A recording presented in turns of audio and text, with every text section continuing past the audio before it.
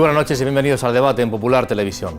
Lamentablemente nos vienen a la mente en estos momentos, en cualquier momento, imágenes que con frecuencia aparecen en los medios de comunicación de, por ejemplo, de inmigrantes subsaharianos intentando saltar la valla de Melilla y que inmediatamente se ponga a analizar la situación en la que están, cómo vienen, también cómo han actuado las fuerzas de seguridad del Estado y cómo ha dirigido, o ha controlado o ha gestionado esa situación de crisis el gobierno de nuestro país. Una situación de crisis y de drama humanitario nada que ver, en cualquier caso, con otras que ocurren, por ejemplo, en las costas de Italia, y no hay que irse muy lejos. Ayer mismo cerca de 300 africanos morían cuando intentaban acercarse a ellas. De nuevo también nos asaltan los conflictos sobre dónde están los límites entre el miedo, la seguridad, las libertades, cuando ocurren atentados como el reciente en París, y también se nos dice que aquí en España hay riesgo real de que se pueda producir alguno, de que hay en el Estado Islámico, por ejemplo, ciudadanos españoles de origen español que están allí, que podrían regresar en algún momento determinado. Son situaciones que se producen que tienen que ver con la seguridad en nuestro país y con la seguridad en nuestro continente. Queremos hablar de todo ello esta noche, porque lo que queremos, en definitiva, es tener seguridad y tener libertades, poder compaginar ambas cosas y tener fuerzas de seguridad del Estado que estén bien formadas y que estén bien coordinadas. Pues vamos a hablar con representantes, con expertos de este ámbito, y además hemos aprovechado una ocasión excelente que ha sido con motivo de que se celebra hoy jueves y mañana viernes en la Universidad Católica el primer Congreso Internacional de Criminología denominado Delincuencia Organizada Transfronteriza y Derechos Fundamentales. Bueno, puede parecer un nombre un poco raro, pero la verdad es que para el ciudadano en general tiene todo el sentido del mundo. Yo creo que hablemos esta noche de esta cuestión y les presento a los invitados, al responsable, por ejemplo, de organizar este congreso, que no es sino el vicedecano del grado en Criminología y doctor en Derecho, es José María Caballero. Bienvenido, José María, buenas noches. Muchas gracias, buenas noches. Muy oportuno, ¿no? El que se trate, bueno, podría haber sido también el mes pasado o el mes que viene, casi con toda seguridad, es oportuno que se aborden estas cuestiones. Esas cuestiones se abordan precisamente porque lo que se trata es de tratar siempre temas de máxima actualidad, y pensamos que este era un tema absolutamente candente que está en los últimos tiempos, como sabemos, en los medios de comunicación diariamente, y pensamos que podía ser una materia que fuera importante a la hora de tratarla, y en la medida de lo posible con las personas más preparadas posible. Bienvenido, buenas noches. Muchas gracias. Presento también a Adriana María Tostón Díez, es miembro de la Unidad Técnica de Policía Judicial en Cooperación Internacional de la Guardia Civil. Adriana, bienvenida. Muy buenas noches, muchas gracias. Que viene de Madrid. Eso es, estoy en una unidad central que está situada en Madrid y bueno, nos encargamos dentro del ámbito de policía judicial de la cooperación internacional desde el punto de vista más estratégico. O sea que una de las funciones, aunque casi siempre nos pueda venir a la cabeza, la labor de la Guardia Civil a nivel interno no es en absoluto solo eso, sino que la coordinación con el exterior, con otros cuerpos, otras fuerzas de otros países también es importante, ¿no? Sí, es fundamental. Hoy en día, en un mundo globalizado, necesitamos una cooperación internacional, y bueno, no sería tan de extrañar cuando incluso hubo guardias civiles en la guerra de Cuba, o sea que es un tema muy interesante que me imagino que abordaremos a lo largo de toda la noche. Bienvenida, buenas noches. Gracias. Y si esto ocurre con la Guardia Civil, pasa exactamente igual con la Policía Nacional. Alicia Malo Sánchez es responsable de la Unidad de Cooperación del Cuerpo Nacional de Policía. Bienvenida, buenas noches. Buenas noches, muchas gracias por la invitación al debate. Sobre este ámbito, ¿cuál es su responsabilidad y su trabajo directo? Bueno, y de sus compañeros. En el área que yo controlo, básicamente trata de coordinar un poco los trabajos del Cuerpo Nacional de Policía, tanto bilaterales como multilaterales, con policías de otros países. En concreto me encargo del despliegue de nuestros funcionarios en el exterior, en las embajadas y los consulados. ¿Estamos ahí bien? Hay mucho por hacer. Siempre hay que ser ambicioso y ir a más, pero sí estamos intentando hacer todo lo que podemos en el ámbito de nuestras competencias. Bienvenida, buenas noches. Gracias. Nos acompaña también, hay un organismo, una agencia. Si yo les digo que Frontex, pues igual no la conoce el gran público, yo creo que en general, pero es la Agencia Europea para la Gestión de la Cooperación Operativa en las Fronteras Exteriores. Es decir, cuando vemos todas estas movimientos migratorios y estas barbaridades, tanta muerte de inmigrantes y demás, hay una serie de personas que están interviniendo trabajando en estas zonas, y estas personas no son gente, digamos, de no se sabe dónde. Algunos son españoles y además tienen y han venido teniendo máxima responsabilidad. Nos acompaña Julián Pérez Quiles, que es experto en servicios marítimos de la Guardia Civil y vicepresidente de la Unión de Oficiales y miembro de la Agencia Europea para la Gestión de la Cooperación Operativa en las Fronteras Exteriores. Julián, bienvenido.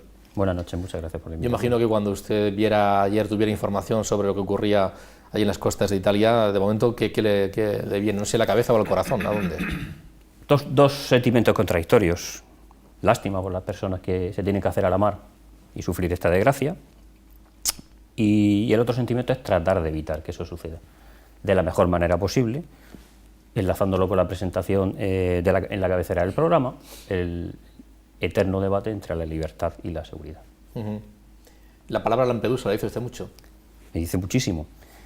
Ahora está mucho en los medios, pero no hay que olvidar que esta es la segunda vez que explota Lampedusa, por denominarlo de alguna manera, y es un problema bastante difícil de atajar.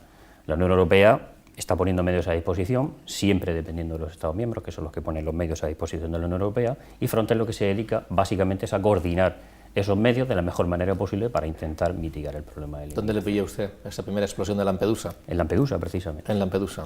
O sea que espero que podamos abordar el tema largo y tendido, porque en eso España tiene mucho que decir. Muchas gracias, bienvenido, buenas noches. Y también nos acompaña Alfonso Gálvez Casas, es secretario nacional de formación del Sindicato Profesional de Policía, del Cuerpo Nacional de Policía. Alfonso, bienvenido. Buenas noches, Antonio. Buenas noches. Hay que hacer mucho en materia de formación y de preparación y de coordinación también entre las fuerzas, a nivel incluso interno, mucho trabajo por hacer. Desde luego, es un camino que se lleva andando durante muchos años, afortunadamente en España, pero como bien apuntas, el trabajo todavía es largo y arduo y en ello se está. Vamos a empezar hablando, si les parece, precisamente de lo más inmediato, de lo que acaba de ocurrir allí en Italia. Y empiezo pues hablando de esa cuestión. Muchas veces, bueno, porque nos pilla cerca y porque es nuestro país, y vemos en Ceuta, en Melilla, que hay inmigrantes que intentan llegar, y es un drama y es importante y afecta a la seguridad, pero no sé si es un consuelo o no consuelo respecto de lo que está ocurriendo en Italia. ¿Qué diferencia hay en estos momentos? Bueno, básicamente la Unión Europea tiene tres puntos fundamentales calientes por donde la inmigración trata de penetrar en nuestras fronteras. España, tenemos el paradigma de las Islas Canarias, tenemos también el sur del Mediterráneo, la parte de Almería hasta Algeciras, que es donde se concentra la mayor cantidad de llegadas. Luego saltamos al Mediterráneo central, que es Italia, con la archiconocida Lampedusa, aunque realmente la inmigración no trata de llegar a Lampedusa, trata de llegar a territorio europeo, en este caso italiano, pero afortunada o desgraciadamente para algunos, la isla se encuentra en un punto estratégico con respecto al norte de África. Y el otro punto caliente es Grecia, que también sufre una ola de inmigración importante, sobre todo en el Egeo. Las diferencias fundamentales son, o las diferencias fundamentalmente no son tan excesivas entre la inmigración, porque de lo que se trata es de que cuando taponamos una vía, inmediatamente se abre otra vía, con lo cual es un problema muy difícil de mitigar. Lo que sí se puede hacer es controlar, o tratar de controlarlo y adelantarse a eso. Hay una herramienta muy útil, que son los análisis de riesgos, que nos permiten adelantarnos a los flujos migratorios. Es una labor muy difícil, porque básicamente se trabaja de dos formas: hablando con los inmigrantes que llegan y tratando de movilizar a nuestros oficiales de enlace, basándonos en fuerzas y cuerpos de seguridad, en este caso las españolas, que son los que tratan de proveernos información sobre el terreno. Esa es la única manera de poder atajar el problema, trabajando en los países de origen. ¿Qué tiene que ver ahí la Policía Nacional, qué tiene que ver la Guardia Civil en todo ese trabajo? Yo, aparte de estar muy de acuerdo con el diagnóstico que hace el colega que trabaja en Frontex, efectivamente este es un problema global. Entendemos que es una amenaza hacia la Unión Europea, siempre lo hemos querido ver así. Que nosotros tengamos un flujo migratorio ahora mismo en nuestras fronteras menor que el que está soportando Italia, pues puede ser ocasional. Lo que él comentaba muy bien, el efecto globo. Si yo aprieto de un lado, pues la inmigración se me va a ir para otro. Entonces, policialmente estamos de acuerdo con el enfoque de Frontex, pero creemos que las medidas policiales son totalmente insuficientes. Es necesario trabajar en origen. Si tenemos un flujo arrollador de inmigrantes ilegales, por supuesto nuestra obligación como frontera Schengen es proteger las fronteras de la Unión Europea, no necesariamente las de nuestro país, pero sí que habría que trabajar muchísimo más en origen para poder evitar que esos flujos vinieran de esta forma tan masiva como nos están llegando. porque estamos hablando de flujos que sí o sí se producen, sí o sí van a existir, mientras que se den las circunstancias en origen que se están dando en estos momentos. Y bueno, desde aquí pues es un control y demás, pero poco más, ¿no? Es un tema muy delicado, puesto que la función nuestra como Fuerzas y Cuerpos de Seguridad del Estado es justamente la de preservar los derechos del ciudadano y también preservar las libertades. Y tenemos que evitar la comisión de un delito. Y la entrada ilegal de un inmigrante, eso no se puede permitir, y entonces hay que poner los medios suficientes para ello. Y es cierto que, bueno, que a veces hay un debate, ¿no?, entre hasta qué medida cómo puedes evitar una entrada masiva de inmigrantes ilegales. Eso es un tema muy difícil, controvertido y bueno, que está al orden del día. Cuando ahí se habla de que la responsabilidad, si actúa o no bien la Policía Nacional o la Guardia Civil, o si la responsabilidad es política, Alfonso, ¿es un debate lógico o no? Sobre cómo se actúa para... Hombre, el trasfondo ideológico a nivel político siempre está ahí y depende un poco de los dirigentes de cada país y de la tendencia que dirija la Unión Europea. Pero yo entiendo que el problema no es un problema ideológico ni un problema político, sino un problema global. Y como bien se está apuntando, la verdadera solución al problema es atajarlo desde el origen. Nosotros nos dedicamos a poner los parches o a poner los impedimentos, las fuerzas y cuerpos de seguridad, para que no llegue esa inmigración, pero esa inmigración va a seguir viniendo porque hay una desigualdad brutal a nivel mundial y porque necesitan luchar por esa esperanza de vida. Yo creo que nadie en su sano juicio deja atrás toda su familia, arriesga durante años de trabajo el ahorro que ha cogido para pagarlo y para invertirlo en una esperanza de progresar en la vida, de cambiar de situación de vida, jugándose y arriesgándose la vida. Eso es porque estás muy mal donde estabas y necesitas mejorar. Nosotros tenemos la suerte de haber nacido y de estar en la zona buena, civilizada, la zona norte, amparados por la Unión Europea, por la democracia y por el mundo civilizado. Debemos, cumpliendo la ley, preservar esa situación, pero también tenemos que trabajar porque todos mejoremos, porque si al final solo pensamos en nosotros, será una conquista. ¿Cómo lo ves, José María, todo este conflicto? Bueno, pues aquí veo dos partes, una la de lo que nos gustaría a todos, que es de lo que estamos hablando, y otra de la realidad que tenemos aquí hoy día. Sí que hay una cosa que es muy cierta, y es la que estábamos diciendo y de la que discrepo con Adriana, es decir, realmente que entre un ciudadano extranjero ilegal en nuestro país no es un delito, estaremos hablando de una mera infracción administrativa. Y lo que no puede hacer un Estado de Derecho es contestar con otra infracción administrativa, como sería esas devoluciones en caliente, saltándose totalmente lo que sería el procedimiento que estaría legalmente previsto para realizar este tipo de actuaciones. Sí que es llamativo, y a la gente pues en muchos casos incluso pues se quejan de que una vez que han puesto el pie, esas imágenes que vemos en los medios de comunicación, que cuando llega aquí el inmigrante subsahariano, en cuanto pone el pie en nuestro país, inmediatamente empieza a hacer la señal de victoria, ya estoy aquí, ya he conseguido mi propósito, por mucho que en ese momento pues estén llegando las fuerzas y cuerpos de seguridad, lo vayan a detener, lo van a internar en un centro de internamiento de extranjeros, pero ya el inmigrante cuenta con que en ese periodo de tiempo no va a dar tiempo a realizar el expediente de expulsión, le van a tener que poner en libertad y a partir de ahí va a quedar absolutamente, en la mayor parte de los casos, descontrolado, y es uno más que tenemos aquí en nuestro país.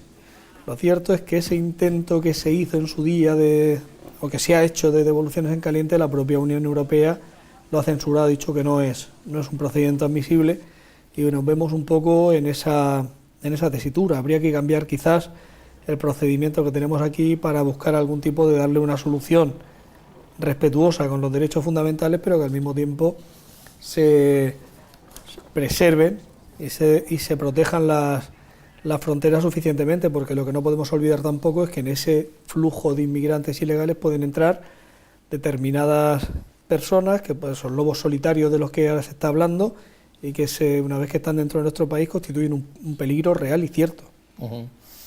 Julián, ¿de dónde vienen, por dónde se mueven, cuál es el origen y son las vías de movimiento fundamentales? Muy interesante, pequeño, el comentario del vicedecano, y lo enlazo también con lo que ha dicho el compañero Alfonso, del Cuerpo Nacional de Policía. Tenemos una unidad en Frontex que se dedica a dar entrenamiento a la Guardia de Fronteras. Y normalmente, cuando hacemos las exposiciones, siempre nos gusta empezar con la pregunta a todos los guardias de fronteras: ¿creen ustedes de verdad que se puede acabar con la inmigración irregular? La mayoría de la gente piensa que sí, pero la realidad es que la inmigración está dentro del código genético del hombre, del ser humano.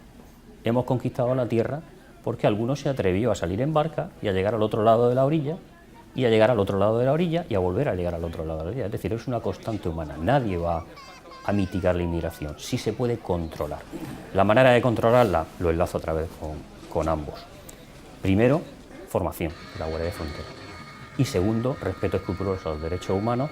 Todo ello sin olvidar que tenemos unas responsabilidades nacionales. En este caso a mí no me toca defenderlas, entre comillas, pero lo que sí está claro es que cada país nacional es responsable de su frontera, y en tanto en cuanto sea responsable de su frontera, esa responsabilidad es suya y solo suya.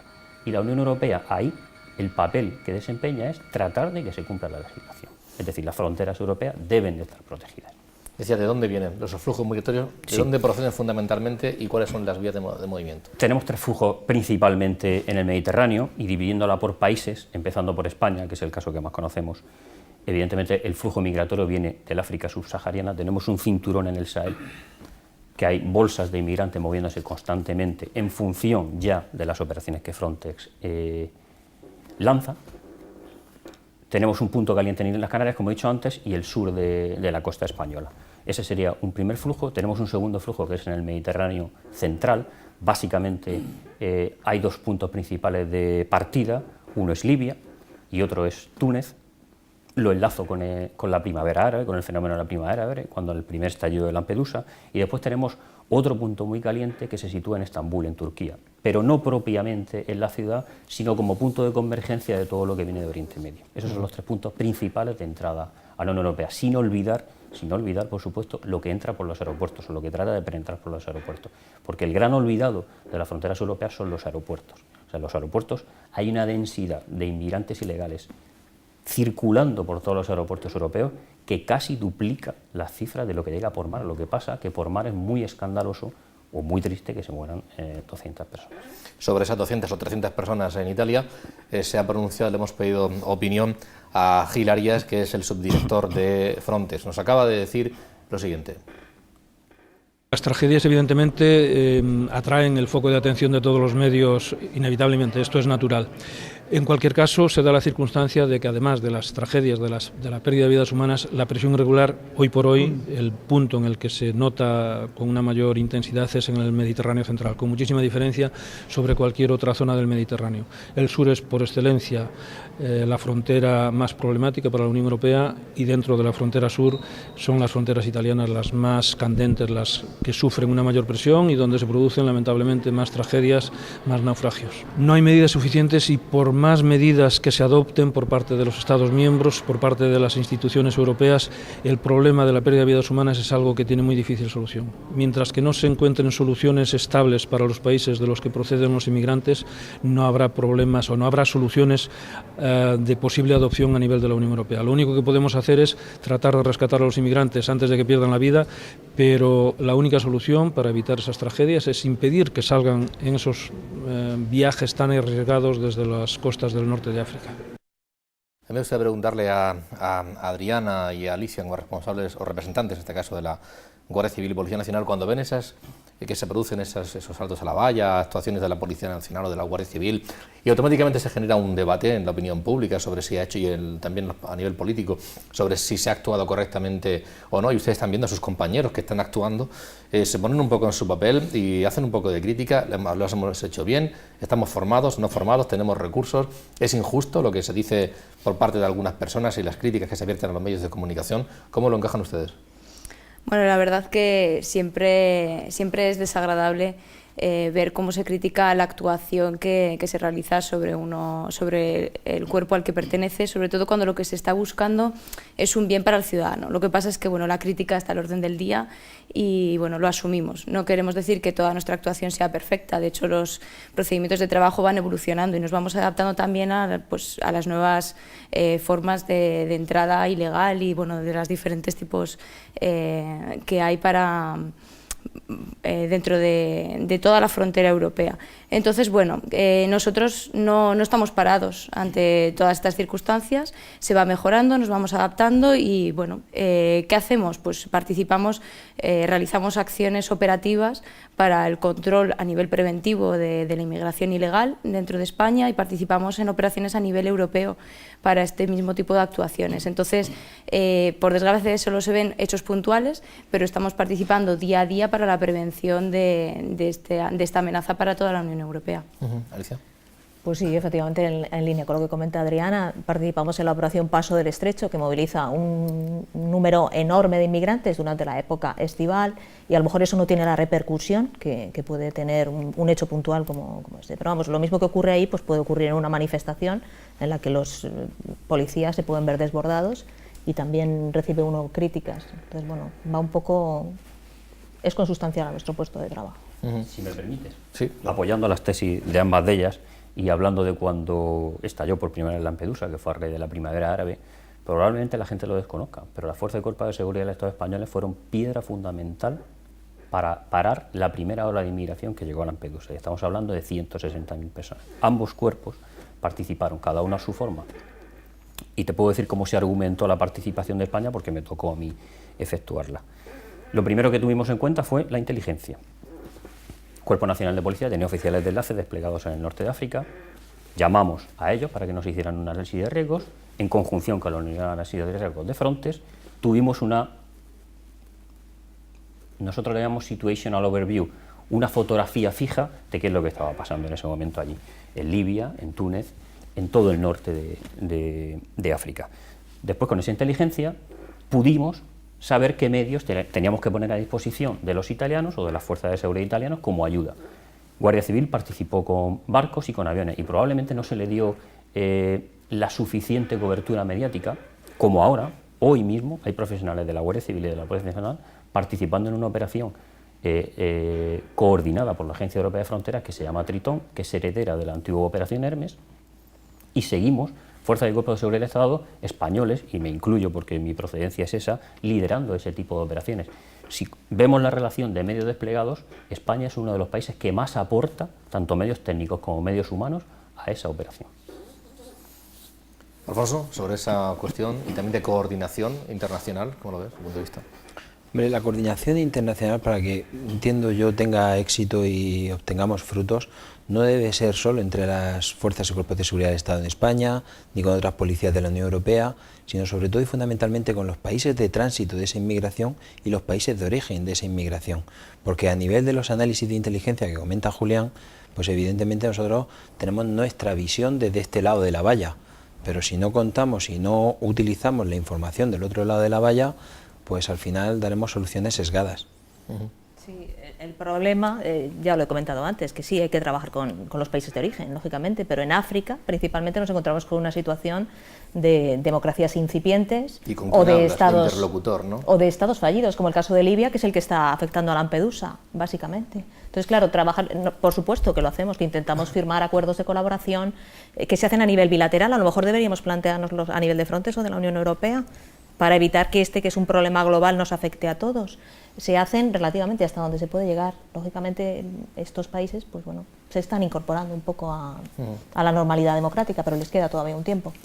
Ha habido un informe reciente sobre el número de irregulares y el titular es, claro, el aluvión de irregulares en la Unión Europea ha batido récord, 270.000 en 2014, un 60%, sin dato de Frontex, un 60% más que el año anterior. Pueden aparecer también flujos migratorios de otros lugares, como por ejemplo provocado por el Estado Islámico, por Boko Haram o no. Sin duda. Ahora mismo tenemos detectado un flujo y aprovecho, entrecomilleo, que el jefe de la unidad de análisis de riesgos de Frontex, Agencia Europea de Fronteras, es un miembro del Cuerpo Nacional de Policía. Él es el encargado de coordinar toda la inteligencia y yo fui en ese caso representante de Guardia Civil encargado de implementar las medidas.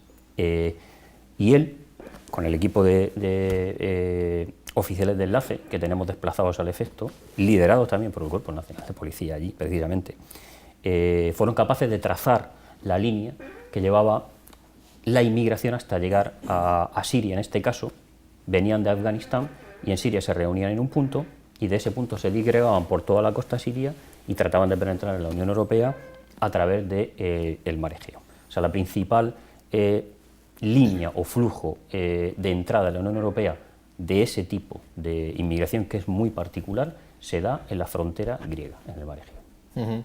Que es un lugar complicadísimo también para controlar. Es un lugar muy difícil de controlar, por una sencilla razón, porque son inmensas islas que son muy difíciles de controlar. Y cuando las autoridades griegas tratan de controlar esa inmensidad de islas, se ven desbordados. Incluso con la ayuda de la Unión Europea o con la ayuda de los barcos, aviones y oficiales de inteligencia, nos vemos cortos, porque estamos hablando de un territorio que es extensísimo, muy vasto, es una lengua de agua que tiene casi 500.000 de millas cuadradas, es una barbaridad, es muy difícil de patrullar y de detectar. Una vez que las bolsas de inmigración se hacen al mar, es muy difícil de detectar. En España contamos con la ventaja, por ejemplo, del SIBE. El Sistema Integral de Vigilancia Exterior permite una detección temprana, que es lo que se trata de implementar ahora en la costa griega, a través de un proyecto que se llama Eurosur, de la Comisión Europea, que es el establecimiento de una red SIBES a lo largo de toda la costa europea. Esto, lógicamente, comporta un flujo económico difícilmente soportable en una anualidad, con lo cual es un proyecto a largo plazo. Estamos hablando de controlar y de canalizar, pero antes se ha comentado, lo comentaba Alfonso, lo de actuar en origen. Y me viene a la cabeza, sobre el tema del Estado Islámico, José María, lo de actuar en origen, cada vez hay, pero me voy a ir a actuar en origen con un planteamiento absolutamente radicalmente contrario al que decíais antes. Hay una presión en la ciudadanía que lo que hay que hacer es actuar en origen, y por qué no se hace contra el Estado Islámico, pero a nivel militar, porque ya está bien de ver esas atrocidades que para cualquier ciudadano con mínimo de conciencia es terrorífico, y que habría que actuar muchísimo más contundentemente por parte de la Unión Europea. Aunque claro, si lo hace la Unión Europea igual lo metemos en un lío, o lo hace Estados Unidos, y que intervengan los países de la zona puede ser mucho más adecuado, pero no llega nunca ese momento. ¿Tú cómo lo ves? Pues yo en ese aspecto soy bastante pesimista, precisamente por lo que estamos hablando. Es decir, todo el mundo parte de la base de que en el país de origen hay que actuar, pero como bien ha comentado, es decir, el país de origen normalmente se habla de, en el mejor de los casos, democracias incipientes, democracias absolutamente inestables, democracias que bastante tienen con medio mantenerse como para plantearse ese tipo de problemas que repercuten en terceros países. Es decir, ya tienen ellos bastante como para tratar de solucionar los problemas que corresponden a terceros países. Y el tema que me comentas del Estado Islámico, yo creo que sería eso, merecedor de un acuerdo, pero que sería no de un Estado concreto, es decir, tenía que ser un acuerdo en el que se vieran implicados muchos más Estados y que decidieran intervenir de una manera que fuera lo suficientemente seria y contundente como para tratar de solucionar ese problema. Pero ¿cómo se llega a ese acuerdo? Si volvemos a lo mismo de antes, ¿qué es lo que sería deseable? Posiblemente sea fácil de determinar. ¿Cómo se consigue eso? Pues eso ya es otra cuestión totalmente distinta. Hablábamos antes de planteamientos políticos, ¿no?, de debate político, y no te dijo José María por qué acaba de llegarse a un acuerdo entre el Partido Popular y el Partido Socialista para darle una vuelta de tuerca a incrementar la seguridad, seguramente en detrimento de algunas libertades. Esto que mucha gente lo puede plantear como algo positivo, como que es adecuado en estos momentos. De hecho, los dos partidos mayoritarios lo han firmado, lo han sacado adelante. Hay quien no termina de verlo igual. Formando parte o interviniendo en este congreso está también Francisco Javier de Lucas, que es el director del Instituto Valenciano de Derechos Humanos y miembro del Consejo Asesor del Mecanismo para la Prevención de la Tortura en España. Y sobre este asunto nos comentaba lo siguiente. Otra cosa distinta es el problema de si la legislación habilitada para la lucha frente al fenómeno terrorista frente al fenómeno de la indiscutible amenaza del yihadismo, que es una amenaza y una amenaza grave, es una legislación suficientemente justificada. Si había que endurecer esa legislación, si había que endurecer las penas, si había que endurecer el trato, tal y como se ha realizado en el pacto que han firmado al final únicamente el Partido Popular y el Partido Socialista, específicamente destinado a tomar medidas contra esa amenaza. En mi opinión, no hacía ninguna falta en nuevas medidas, no hacía ninguna falta ese pacto de Estado. El ordenamiento jurídico español cuenta con un abanico de medidas suficientes y efectivas para hacer frente a la amenaza terrorista, aunque naturalmente estamos ante una amenaza de un tipo muy particular, pero no requiere instrumentos jurídicos, a mi juicio, diferentes de los que hasta el momento disponía el derecho, el ordenamiento jurídico vigente.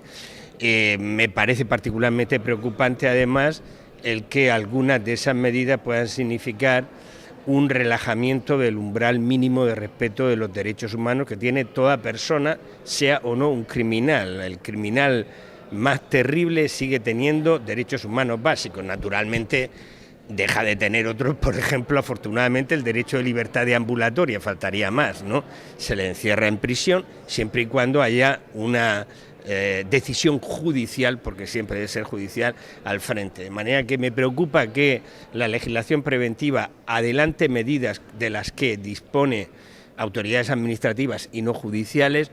Me preocupa que haya una relajación del umbral de derechos y me preocupa, evidentemente, como le preocupa a todo el mundo en este y en otros casos, que se puedan producir malos tratos, que se puedan producir incluso supuestos equivalentes a los que la Convención contra la Tortura trata de eliminar en todo el mundo. José María, bueno, y los demás también, abro el turno para reflexionar sobre esta cuestión que evidentemente está también ahí en la opinión pública de determinadas personas que lo plantean de manera destacada. En primer lugar, pienso que efectivamente en un Estado de Derecho nosotros, es decir, los derechos humanos, los derechos fundamentales son derechos que son absolutamente irrenunciables e inalienables, es decir, la lucha contra sea cual sea el tipo de delito de que se trate, es decir, no puede ceder ni lo más mínimo en lo que son los derechos humanos. Es decir, había un catedrático, un famoso penalista que decía que por duro, por horrendo que pudiera ser el delito contra el que se esté luchando, es decir, la sociedad debe mostrar siempre su cara más transparente y limpia en lo que es la aplicación del derecho, en este caso el derecho penal. Por otro lado, yo lo que pasa también soy bastante escéptico en lo que tienen que la respuesta penal sea la solución. En este país tenemos una cierta tendencia, sobre todo se ha agravado en los últimos tiempos, de que para luchar contra cualquiera que sea la conducta contra la que quiere el legislador erradicar, se aplica el derecho penal, se agrava las penas. Y yo aquí, si soy escéptico en general en que esa sea la solución, pues en este tipo de materia mucho más todavía. Es decir, pretender asustar a un terrorista islámico que está dispuesto a venir aquí a inmolarse, decir, no, es que como le cojamos, ¿de qué? ¿Me van a matar? Si vengo yo dispuesto aquí a inmolarme y a tratar de llevarme conmigo a un montón de infieles. Es decir, no creo que sea esa la solución. Creo que las medidas que podrían, desde luego, paliar esto y tener una eficacia importante son las medidas preventivas. Es decir, todo lo que sea prevenir, todo lo que sea formar al personal para evitar que esto ocurra, me parece mucho más eficaz que tratar de intimidar pues, a el terrorista islámico que viene aquí a cometer una masacre diciéndole que en vez de 20 años le voy a meter 40 años de cárcel. Póngame usted más. ¿Qué le parece? Bueno, en cuanto al tema de las penas, de lo que establece el legislador, yo creo que para las fuerzas y cuerpos de seguridad no es algo a lo que debamos objetar, pero sí en cuanto a lo que decía el catedrático en Derechos Humanos, en aspectos vinculados a la tortura, yo creo que existen ahora mismo suficientes mecanismos de control y supervisión para fuerzas y cuerpos de seguridad en esa materia que ya los tenemos continuamente asimilados a nuestra propia cultura. Tanto personas del Consejo de Europa como el mecanismo para prevención de la tortura, pueden controlar a las fuerzas de seguridad en cualquier momento, recabar el tipo de información que ellos deseen, y yo creo que nuestra supervisión en ese aspecto es totalmente rigurosa y exacta. Entonces, bueno, tampoco entiendo qué vínculo tiene eso con un incremento en las penas que se proponga para este tipo de delitos. Si no me equivoco, es eje fundamental de los planes de estudio de Fuerza y Cuerpo de Seguridad de Estados españoles. El eje fundamental es derechos humanos. O sea, considero el debate antiguo. En una democracia social y avanzada, en este caso España, pero en el entorno de Europa, hay muy poca gente ya que se plantee este tipo de cosas. O sea, tenemos muy claro que los derechos fundamentales son eso, fundamentales. Son la base sobre la cual debe crecer todo el resto del derecho. Creo, sinceramente, al menos a nivel europeo, estos discursos ya están mucho más que superados. Adriana, a ver, se comentaba antes que hemos hablado de flujos migratorios, básicamente pues a través de marítimos, ¿no? Y en algunos casos, bueno, de dos o tres maneras fundamentales que nos llaman mucho la atención, el salto a la valla y tal, pero luego se ha comentado también que hay muchas otras actuaciones, y se comentaba antes, por ejemplo, a través de los aeropuertos y de otras fórmulas, ¿no? Y que se está trabajando tanto por parte de la Policía Nacional como de la Guardia Civil, y que el trabajo es constante, de otras maneras tal vez menos evidentes, ¿no? Menos visibles o menos llamativas, ¿no? Bueno, la verdad que la labor de prevención es inmensa, y toda la península ibérica, no solo España, sino también Portugal, contamos con unos medios muy buenos, que son los que ha nombrado antes el compañero de Frontex, que son el SIVE, el Sistema Integral de Vigilancia Marítima. Entonces, son medios de prevención fundamentales que han hecho que ese flujo migratorio también haya reducido con el tiempo. Eso está claro. Entonces es una medida muy buena, eficiente, con la que trabajamos a diario. Entonces se sigue trabajando, tanto como que Portugal ha implementado los mismos medios de seguridad, porque es una frontera para todo el sur de Europa. Entonces toda nuestra función es fundamental en todas las fronteras. En los aeropuertos lo mismo, hay unidades de análisis de comportamiento de las personas, ¿no? Hay especialistas que están en las fronteras justamente para poder detectar pues, infracciones y delitos. Alfonso, a nivel nacional, ¿cuál es tu valoración sobre el trabajo que se está haciendo a nivel de control de esos riesgos, de ese tanto el yihadismo, que parece que es algo, bueno, que es un riesgo que está ahí, pero es real, no es real? ¿Hay un trabajo constante, permanente, que sea poco evidente, poco visible? Permíteme antes diferir de la opinión del catedrático, porque yo entiendo que la sociedad también necesita una respuesta por parte de los grupos políticos, y a mí el pacto quizá me pareció escaso porque solo formasen parte de él los dos grandes grupos mayoritarios, pero es necesario, y la ciudadanía necesita también ver una respuesta por parte de los dirigentes del gobierno, de los dirigentes políticos, de los dirigentes de la Unión Europea, y que no se espera uno de brazos cruzados. No creo que el pacto conlleve ninguna transgresión de derechos humanos, como bien apuntaba Julián. Me parece también, y coincido con él, en que es un debate ya antiguo y casi superado, y evidentemente, como bien apuntaba el catedrático, y ahí sí coincido con él, estamos ante una situación totalmente nueva, porque hasta ahora, o hasta hace 10, 15 años, estamos acostumbrados a que un país, o hace 20 y 30 años, declarase la guerra a otro país, pero no que se intentase subvertir y alterar el orden constitucional o la paz establecida en una determinada zona del mundo a través de elementos individuales y de nuevas técnicas de ciberdelitos, de ciberterrorismo, de lobos solitarios. Entonces necesitamos parar, reflexionar y buscar nuevas alternativas. Entonces, claro, estamos en ese momento donde hay que redirigir de qué manera defendernos de estas nuevas agresiones. Y por eso es un momento muy interesante, crucial, y donde se darán pasos más acertados, pasos menos acertados, pero es necesario ese apoyo político. El apoyo político, además, yo entiendo que debe de buscar sobre todo, como bien apuntaba José María, la prevención.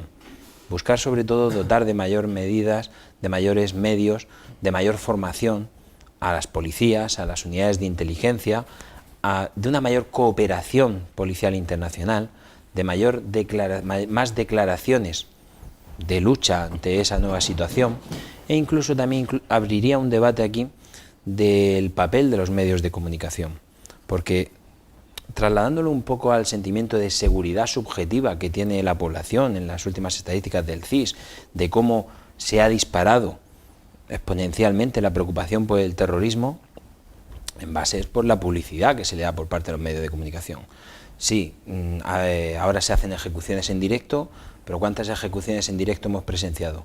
4, 5, 6, que son 4, 5, 6 muertes, todas totalmente reprochables, pero que cuantitativamente no suponen una alteración de la paz mundial. Lo que ocurre es que se le da tanta repercusión que evidentemente genera un impacto. Los atentados de París han supuesto, pues desgraciadamente, bastantes fallecidos, pero nosotros, España, creo que desgraciadamente en esto es experta en fallecidos por terrorismo, son muchos más las víctimas, y se ha ido luchando y se ha ido atajando.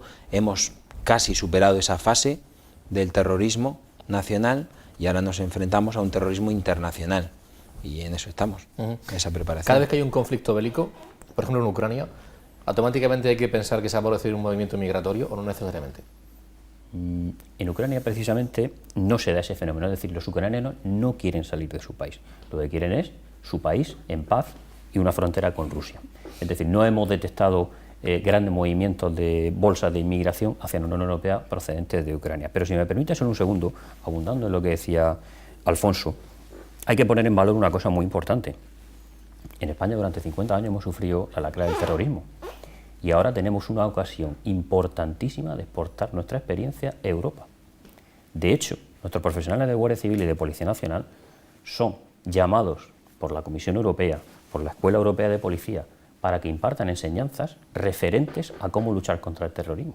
Es decir, desgraciadamente lo sufrimos, pero eso nos ha hecho más fuertes y nos ha hecho capaces de afrontar ese tipo de amenazas, incluso de compartir nuestras experiencias con diferentes cuerpos de policía, y no solo cuerpos de policía, sino con diferentes instituciones europeas que están ahora mismo, con respecto a la fuerza de cuerpos de seguridad española, bastante atrás en la lucha contra el terrorismo, precisamente por ese campo de experimentaciones que tuvimos. Adriana, ha hecho referencia antes de Alfonso al atentado de París. Me gustaría, cuando un profesional, como es su caso, está viendo en televisión qué está ocurriendo, no sé si por otras vías también más profesionales, imagino que desde luego, pero cuando lo está viendo usted o algún miembro de la Policía Nacional, y qué está pasando, empieza a analizar qué está pasando, cómo se actúa, qué están haciendo los compañeros de los cuerpos allí en Francia, pero automáticamente qué va a venir después en segunda parte aquí en España, va a haber que ejercer mayores controles, se va a generar una preocupación añadida en nuestro país y vamos a tener que actuar. Puede ser que haya, bueno, de hecho algunos de los miembros, de las personas que actuaron allí parece que pasaron por Barajas, por algún aeropuerto español y demás. O sea, automáticamente un profesional que está pensando, que está analizando. Bueno, la verdad que en ese aspecto, desde el momento que ocurren los hechos, al estar en una unidad de cooperación internacional, todos los flujos que hay de intercambio de comunicaciones empezaron a actuar de inmediato. Entonces llegaron informaciones desde todos los diferentes canales y desde ahí ofrecimos nuestro apoyo a Francia desde el primer momento en el que ocurrieron los hechos, con todas las informaciones y toda la inteligencia que disponíamos. Entonces, ahí hubo una respuesta rápida. Nuestro primer pensamiento siempre es esa colaboración con las diferentes fuerzas y cuerpos de seguridad de otros países que están sufriendo una amenaza, a colación con lo que decía el compañero de Frontex, aportar nuestra experiencia, que es muy amplia sobre esta materia. Y bueno, y a raíz de estos hechos que ha habido consecuencias. Por supuesto, ha habido una declaración en Riga en la que una de las grandes amenazas ahora también es este tráfico ilícito de armas. Para ello también hay una estrategia europea de seguridad para la lucha contra esta amenaza. Entonces, esto es algo que siempre trae consecuencias y de hecho ya están habiendo actuaciones para justamente evitar estos tráficos ilícitos, bueno, de las armas que son los medios con los que se cometieron este atentado, los diferentes atentados que ocurrieron, y bueno, pues nunca estar parados, ir siguiendo y siguiendo actuando en las diferentes líneas que nos van llevando las actuaciones que están ocurriendo, pero también nos demuestra que tenemos una gran capacidad de prevención, puesto que hay una normativa europea al respecto, con lo que se lleva trabajando más de un año focalizando justamente con este tráfico ilícito de armas, que bueno, que es uno de los medios por los que se cometió el atentado. El Cuerpo Nacional de Policía y su trabajo también es importante en este ámbito. Lógicamente con los países de nuestro entorno nosotros tenemos un contacto prácticamente permanente y con los colegas franceses pues también El trabajo habitual es ese, el tener contacto, lógicamente después de un hecho tan grave como el atentado, los atentados de París, pues esa colaboración se intensificó bastante. Pero vamos, eso tampoco es óbice para utilizar los canales ya existentes, pues la iniciativa de la que habla Adriana, y que no solo en ese foro, pues en otros foros como Interpol, no solo Europol, Interpol, los canales de colaboración internacional se incrementaron en esos días, los intercambios de información, obviamente pues porque la situación lo demandaba. Ha habido, me parece que ha sido alguno de los invitados que hemos escuchado anteriormente, el catedrático de Derechos Humanos, que apuntaba el riesgo, o sea, hablando del yihadismo, es real. Y bueno, otra cosa es cómo se lucha, cómo se actúa y tal, pero el riesgo es real. Ustedes que trabajan en este ámbito directamente, ¿corroboran esta circunstancia, este apunte? Hombre, lo que no podemos es obviar algo que ocurre. Digo aquí, en España, en nuestro país, o sea, en nuestro entorno. El riesgo, la amenaza la tenemos una amenaza, lógicamente hacemos todo lo posible por minimizar esa amenaza que tenemos, pero debemos ser conscientes de que es preocupación para todos. Alfonso. El riesgo es real y las fuerzas y cuerpos de seguridad del Estado trabajan desde esa perspectiva, intentando neutralizarlo e intentando minimizarlo. Y seguramente hacen más cosas de las que sabemos, de las que trascienden, ¿no? Muchísimas más, porque el trabajo de las fuerzas y cuerpos de seguridad, Guardia Civil y Policía Nacional, es casi, en este sentido, por lo que apuntaba antes, contrario al de los medios de comunicación. Trabajar sin que se sepa, no dar publicidad a lo que se hace, y máxime en el tema de terrorismo o de lucha antiterrorista. Cuanto más discreto se es, más posibilidades hay de triunfar, de llegar a buen término y de tener mejores resultados. En este ámbito el riesgo es de ida y vuelta, que haya personas aquí, aparecen de vez en cuando algunas informaciones en los medios de comunicación, que hay personas aquí en nuestro país que están captando a gente para que vaya a estos países, que vaya a combatir allí, y el contrario, el del combatiente de retorno. ¿Existe ese doble riesgo y qué valoración, qué opinión le merece? Puedo hablar desde el punto de vista de la frontera, desde el punto de vista de inteligencia de cuerpos y fuerzas de seguridad españoles, lo desconozco, pero de que el riesgo es bidireccional es totalmente claro. Ya se han detectado en fronteras, tanto en entrada como en salida, de aquellos lobos solitarios que comentaba el vicedecano, pero yo no me quiero quedar en eso, me quiero quedar en que efectivamente tenemos el riesgo, pero tenemos las herramientas para luchar y minimizar el riesgo, y la herramienta fundamental es la información. Es decir, la labor callada, como decía Alfonso, de los miembros de fuerzas de cuerpo de seguridad fuera de España, oficiales de enlace, gente que está trabajando en diferentes proyectos de la Unión Europea, en diferentes proyectos de los diferentes cuerpos de policía, son los encargados de proveer de información tanto al gobierno español como a la Unión Europea, dotándolo de la mejor información posible en el mejor tiempo real. Y sobre todo, lo enlazo con lo que ha dicho el vicedecano, la prevención. O sea, la información lo que nos permite es poder prevenir adecuadamente. José María.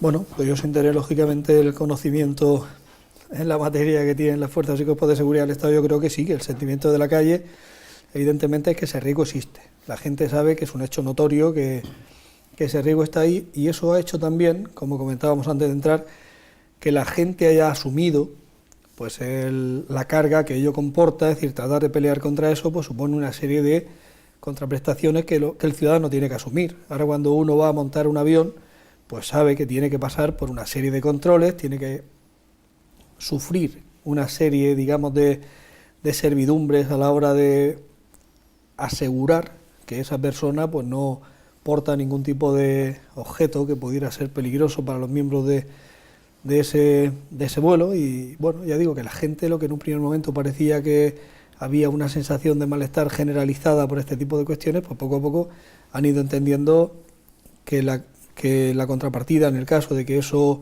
se rebajara en ese nivel de medidas de seguridad, pues podía ser cualquiera de estos tipos de actos de terrorismo que desde luego pues serían mucho más perjudiciales, y eso ha hecho que el ciudadano asuma que esto está así, que esa situación existe, que ese riesgo es real y que todos tenemos que poner nuestro grano de arena para pelear contra él. ¿Cuál es el papel que juegan las nuevas tecnologías en todos estos conflictos, tanto como amenazas por ser utilizados por estos grupos, por estas personas, como herramienta de trabajo para el Cuerpo Nacional de Policía o de la Guardia Civil. ¿Qué papel juegan las nuevas tecnologías? Porque a veces nos llama la atención, lo comentábamos antes de empezar el programa, a veces vemos esta gente del yihadismo y tal, en algunos de estos países, en Libia, que con el aspecto que nos dan de que parece tercermundista, ¿cómo es posible que sin embargo jueguen un papel o utilicen también las nuevas tecnologías para hacer llegar información, para captar, y son hábiles en este sentido? ¿Qué tienen de positivo, de amenaza, y qué tienen de útil las nuevas tecnologías Bueno, para ustedes? Las nuevas tecnologías nos han facilitado mucho la vida a todos, lógicamente. Ha cambiado mucho nuestra calidad de vida en muy poco tiempo gracias a esto. Policialmente, bueno, pues tanto en casos de delincuencia organizada como en casos de terrorismo son fundamentales, es una herramienta de trabajo que ellos utilizan también. Entonces, para nosotros es fundamental movernos ahora en redes. De hecho, yo creo que en todos los servicios especializados se está fomentando siempre tener un grupo especializado que controle la red para poder acceder a la información a la que acceden estos grupos, ya sean de delincuencia organizada o terroristas. ¿Hay una buena formación ahí? Bueno, la formación siempre es mejorable, son nuevas tecnologías que están en constante evolución, entonces siempre es necesaria más formación. Pero bueno, los medios de comunicación social no siempre los tenemos que ver como... Bueno, tienen su vertiente positiva y su vertiente negativa. Para nosotros también los utilizamos mucho para llegar al ciudadano. El ciudadano, para poder sentirse protegido y tener esa sensación subjetiva de seguridad, necesita saber también lo que estamos haciendo. Entonces, todas las fuerzas de seguridad lo estamos utilizando, todo el mundo, la Guardia Civil, la Policía Nacional, Europol, bueno, todo el mundo tiene su perfil de Facebook, tiene su perfil de Twitter, en el que bueno, se publican pues, diferentes explotaciones de operaciones, y ya no solo eso, también hay un grupo también, por ejemplo, que es el del GDT, bueno, todo el mundo tenemos algún grupo en Twitter, que lanzan mensajes de prevención, pues mirar, se ha detectado pues, este nuevo posible virus, o hubo un virus bastante famoso del Cuerpo Nacional de Policía en el que hacía poner un número de cuenta, pues eso se advierte en todos los medios de comunicación, eso es un virus, no os metáis, no deis nunca vuestros datos personales, porque las fuerzas de seguridad nunca van a exigir que tú pongas datos ni pongas un número de cuenta bancaria, nunca, nosotros nunca vamos a exigir eso, y entonces son medidas que son muy buenas para que el ciudadano sea consciente, porque a veces, bueno, pues gracias a Dios el ciudadano confía en nosotros, entonces ve un logo de Guardia Civil, ve un logo del Cuerpo Nacional de Policía o de una institución, entonces confía. Y en base a esa confianza los delincuentes también la utilizan. Entonces nosotros tenemos que evitar que esos delincuentes utilicen nuestra imagen para aprovecharse del ciudadano y que eso repercuta en desconfianza en nosotros. Entonces esa función hoy en día de las redes sociales es fundamental, porque la juventud, bueno, todo el mundo utiliza las redes sociales y hay que llegar al ciudadano y llegamos a través de ellas. Además, yo tengo que dar enhorabuena porque sigo en Twitter a los community manager de Policía Nacional y de Guardia Civil, y lo hacen francamente bien. Sí, además, no es una estamos por encima del FBI en número de seguidores. ¿Sí? Sí. Es increíble porque además lo hacen no de una manera, digamos, distante o se ha cuidado mucho la excesivamente formal, sino al contrario, es muy cercana, a veces con cierto sentido del humor en algunas cuestiones, ¿no? Y que lo hacen que realmente sea interesante. Sí, el Twitter se está utilizando, tal y como comentaba ella, en ese aspecto divulgativo, y sí, se trata de estar lo más cerca posible del ciudadano, tanto en la forma de expresarse como en los contenidos, y entonces sí, hemos tenido un éxito muy grande. Y para terminar ya, una cuestión más. Hemos hablado de flujos migratorios por dramas que están viviendo determinados países o bien terrorismo, pero hay dos cuestiones que me gustaría apuntar, aunque fuera brevemente: prostitución y drogas. Estamos hablando también de fronteras, estamos hablando también de controles por parte de Frontex, a ver hasta qué punto, y por parte de Policía Nacional y de Guardia Civil. En ese sentido, ¿cuál es el momento actual? ¿Cómo ha evolucionado esas grandes operaciones que a veces trascienden? ¿Cómo están? Hablamos de tráfico de personas para la prostitución, para el ejercicio de prostitución, y también de drogas. ¿Qué nos pueden decir al respecto? A nivel de fronteras lo encontramos dentro del país, vamos a pasarlas. Ese es el problema. Por dentro de los países no sé cómo está el tema, pero sí puedo hablar desde el punto de vista de las fronteras europeas. Hay que tener en cuenta que Frontex no es una agencia de policía ad hoc. Eso es muy importante porque Frontex no investiga, no tiene capacidad de investigación criminal, pero sí tiene capacidad de pasar la información que tiene a los diferentes cuerpos de policía, bien a través de las oficinas nacionales de Europol, bien a través de los distintos cuerpos. La realidad es que dentro de Frontex tenemos una pequeña oficina que se encarga de THB, que es Traffic Human Being. Esa oficina más que tratar de investigar, lo que trata es de captar información para poder pasarla a los servicios nacionales, siempre a través de Europol. Entonces, en ese caso, sí puedo decir que en el tráfico de seres humanos, tanto de inmigrantes como de trata de seres humanos, todas las informaciones y las operaciones las explotan las autoridades nacionales. Frontex, el rol que tiene ahí es de traspasar la información tan pronto como sea posible. ¿Cuál es el trabajo que hacéis, Guardia Civil y Policía Nacional? Y en estos momentos, algunas operaciones recientes, hace tan solo algunos días, han trascendido algunas de ellas. ¿Nos puede contar? Bueno, respecto a la trata de seres humanos, se hacen operaciones no solamente con fines de explotación sexual, sino con fines de explotación laboral, que es uno de los grandes problemas también que se sufre referente a esta amenaza. Bueno, se hacen operaciones a diario y seguramente o mañana o próximamente saldrá la explotación de una operación muy importante que se está desarrollando. En estos momentos, bueno, es un avance que tenemos. Pero constantemente se están haciendo actuaciones referente a todas las amenazas. Entonces, ahora estamos hablando del tema de trata de seres humanos, pues se están haciendo actuaciones referente a tráfico de drogas también. Bueno, es nuestra labor y bueno, pues intentamos hacerlo lo mejor posible. ¿Tiene que ver con un negocio en sí mismo o con también problemas en lugares de origen? Por supuesto, claro, siempre hay, eso es un dilema, ¿no?, que hay. Es una persona que normalmente intenta captar a gente con unas necesidades.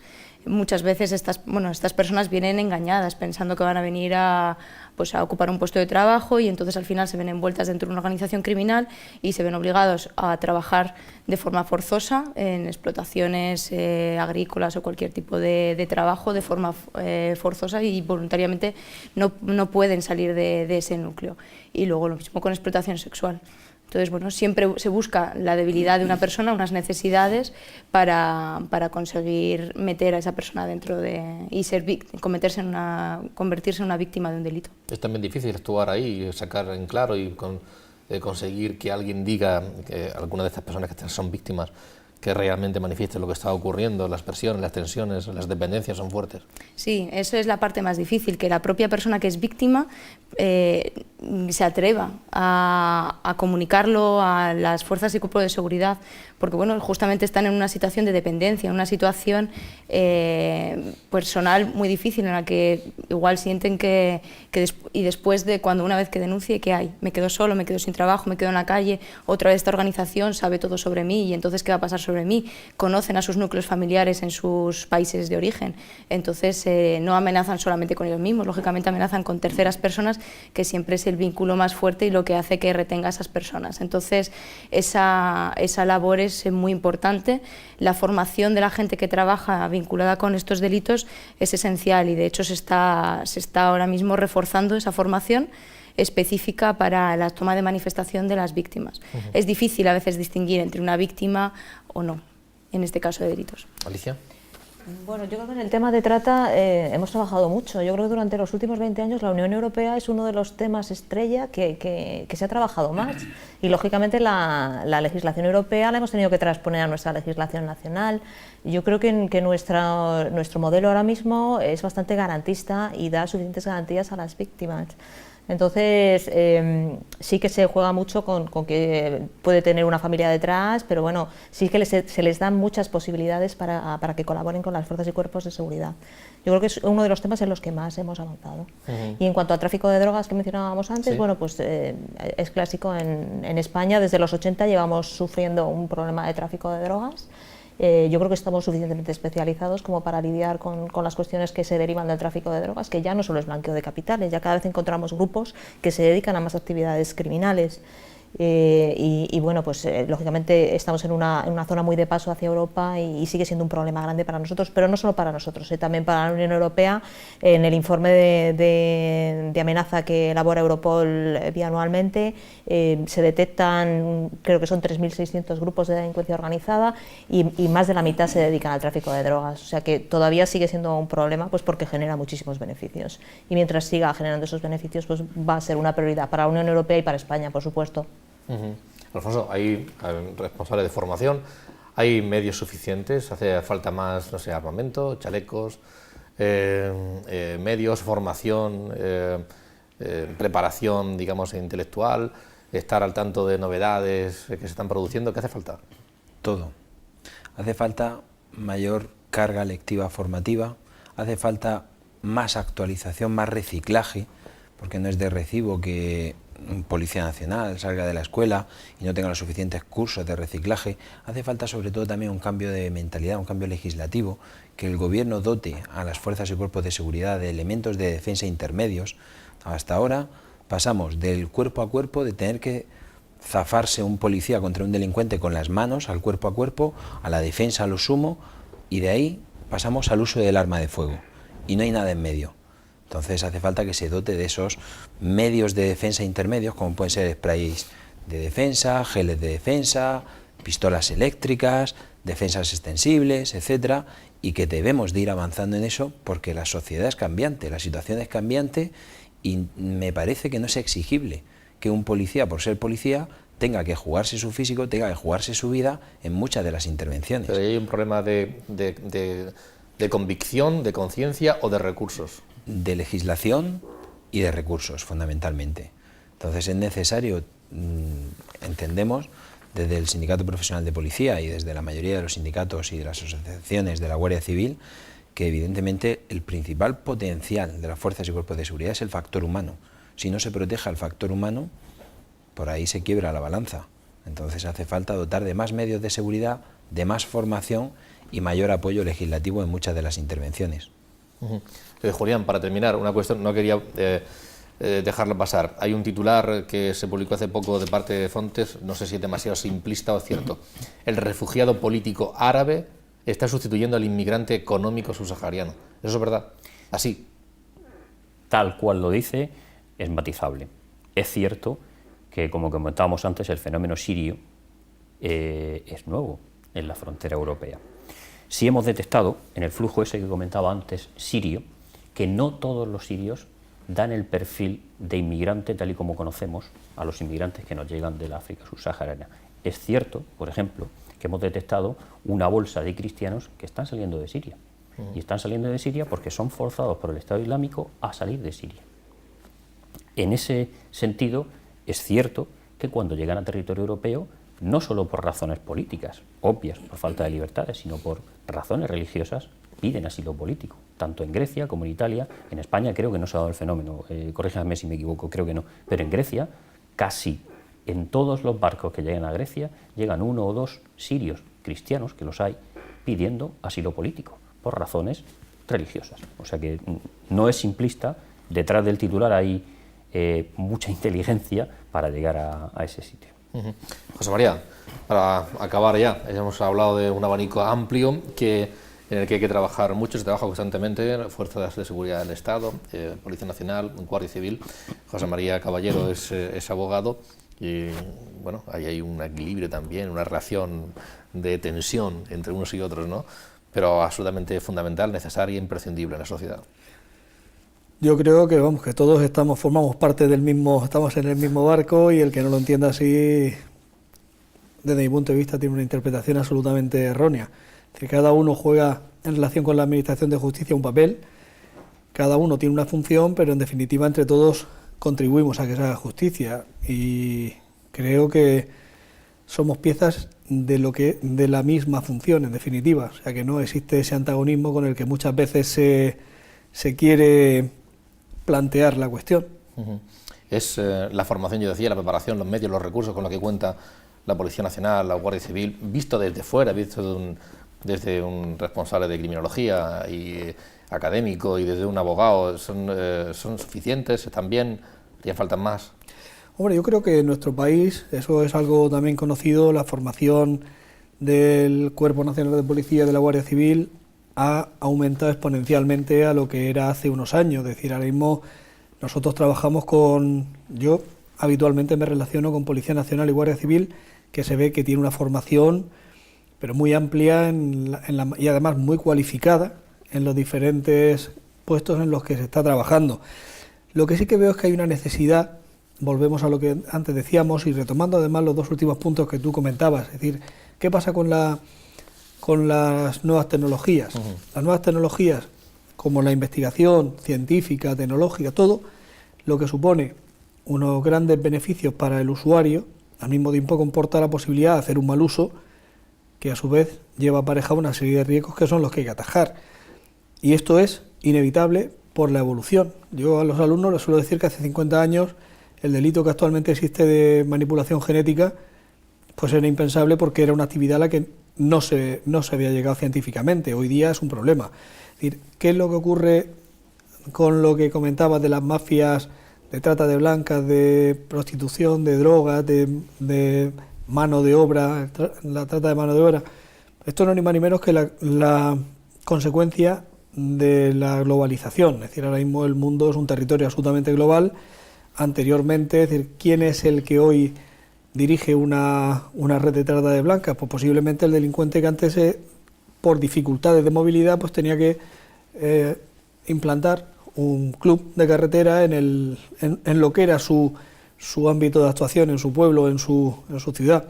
Hoy, con la posibilidad de cada vez mayor relación con todo el mundo, de mayores posibilidades de movilidad, etcétera, etcétera, pues lo que antes era una capacidad de actuación en un sitio muy limitado, hoy tienes todo el mundo para moverte y tienes una serie de medios que a su vez te posibilitan contactar con otros, es decir, que sea mucho más amplia tu esfera de actuación y tus posibilidades de relacionarte con personas que también tengan estas tendencias en todo el mundo.